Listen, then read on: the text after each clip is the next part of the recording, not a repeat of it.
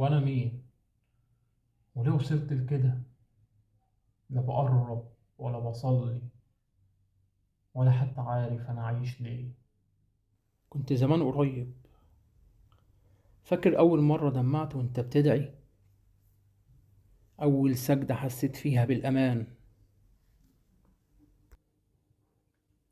نسيت. نسيت كل حاجة حلوة وضيعت نفسي في الدنيا بإيدي. بس لسه جواك نور، جواك قلب مستني لحظة صدق. ربنا مش بينسى عباده، حتى لو نسوه بيستنى اللحظة اللي تقول فيها يا رب، يا رب رجعني ليك. هو ممكن ربنا يغفر لي. ربنا قال في القرآن: إن الذين فتنوا المؤمنين ثم لم يتوبوا فلهم عذاب جهنم.